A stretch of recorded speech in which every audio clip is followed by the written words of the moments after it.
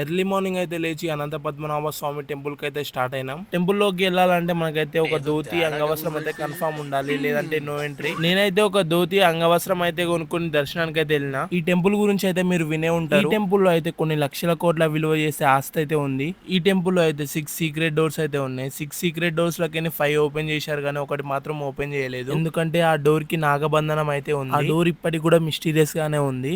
దర్శనం చేసుకుని అయితే మనం అయితే టిఫిన్ చేయడానికి అయితే వెళ్ళినాం. టిఫిన్ లో కేరళ ఫేమస్ ఇడియాపం అండ్ కడలకర అయితే తిన్నా. టిఫిన్ తినేసి మనం బ్యాగ్ తీసుకుని అయితే మనం అజిమలాకి అయితే బయలుదేరినాం. దీనమ్మ గంట వెయిట్ చేస్తున్న ఒక్క బస్ అయితే రాలేదు. ఇక మళ్ళీ ఆకలి అవుతుందని అయితే కేరళ సాధ్యం అయితే తిన్నా, అంటే మీల్స్ భోజనం తినేసినాక ర్యాపిడోలో ఒక ఆటో అయితే బుక్ చేసుకుని అజిమలాకి అయితే స్టార్ట్ అయ్యాం. మనమైతే అజిమలా శివ టెంపుల్ కి అయితే వచ్చేసినాం. బీచ్ పక్కనే శివుడు స్టాచ్యూ అయితే ఉంటది. అబ్బా ఏమని ఉంటది అసలు. ఈ శివయ్య విగ్రహాన్ని చూడడానికి అయితే మనకైతే 20 రూపాయల టికెట్ అయితే ఉంటది. ఫోటోలు వీడియోలు తీసుకుందాం అంటే ఫుల్ క్రౌడ్ ఉంది. ఎట్లా ఒకట్లా ఫోటోలు అయితే తీసుకొని పక్కనే ఒక వ్యూ పాయింట్ అయితే ఉంది, అక్కడికైతే వెళ్ళిన. బీచ్ ఉంటదిరా చారి, మామూలుగా ఉండదు అసలు. ఆ టెంపుల్ నుండి కొంచెం పక్కకు వస్తే ఇంకొక వ్యూ పాయింట్ అయితే ఉంటది, క్రేజీ ఉంటది అసలు. క్రౌడ్ అయితే ఎవ్వరు ఉండరు, మంచిగా ఫోటోస్ అయితే తీసుకోవచ్చు, మంచి పీస్ఫుల్ గా అయితే ఉంటది. ఫోటోలు వీడియోలు తీసుకునేసరికి నా ఫోన్ స్విచ్ ఆఫ్ అయింది. మళ్ళీ రిటర్న్ త్రివేంద్రం కి అయితే బయలుదేరినాం. ఇక్కడ షణ్ముగం బీచ్ కి అయితే వచ్చిన.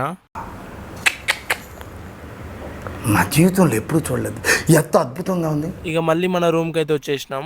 ఎర్లీ మార్నింగ్ మనకైతే ట్రైన్ అయితే ఉంది. ఇంకా చూడాల్సినవి చాలా ఉన్నాయి, కానీ నాకు అక్కడ బడ్జెట్ లేదు. సో అందుకనైతే ఇంటికైతే రిటర్న్ అయినా. ఇదే మనం ఎక్కబోయే ట్రైన్ శబరి ఎక్స్ప్రెస్. ఈ వ్లాగ్స్ అయితే నేను ఇంట్రెస్ట్ గా తీయలేదు, జస్ట్ టైం పాస్ కోసం తీసిన. నెక్స్ట్ సారి ఏదైనా ట్రిప్ కి వెళ్తే మంచిగా తీస్తా వ్లాగ్స్. మనకి మళ్ళీ విండో సీట్ దొరికిందని హ్యాపీగా సాంగ్స్ వింటూ కూర్చుంటే సడన్ గా ఒక ముసలాం అయితే ఎంట్రీ ఇచ్చింది మళ్ళీ నా ముంగడికి. ఇక చేసేదేం లేక డోర్ దగ్గర అయితే నిలబడి సాడ్ సాంగ్స్ అయితే వింటూ ఫీల్ అయినా.